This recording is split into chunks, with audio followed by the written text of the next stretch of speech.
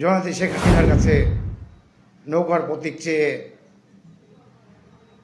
সেই প্রতীক পেয়ে আমি নির্বাচন করে চেয়ারম্যান ৩ নং হোসেনগাঁও ইউনিয়ন পরিষদের চেয়ারম্যান হই।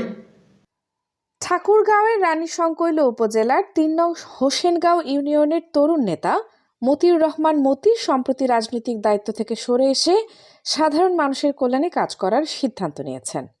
৭ ডিসেম্বর রাতের দিকে এই ঘোষণার মাধ্যমে তিনি জানান, আগের মতো রাজনৈতিক কর্মকাণ্ডে অংশ নেওয়া তার অগ্রাধিকার নয়, বরং মানুষের জীবনের মান উন্নয়নে মনোনিবেশ করবেন।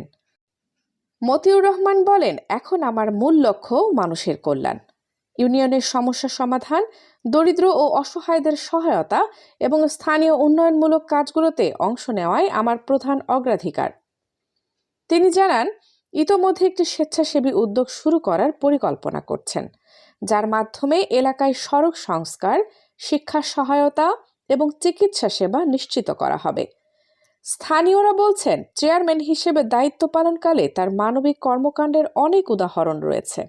অসুস্থদের চিকিৎসা, শিক্ষার্থীদের সহায়তা এবং গ্রামীণ অবকাঠামো উন্নয়নে তার অবদান দীর্ঘদিন ধরে মানুষ লক্ষ্য করে আসছে।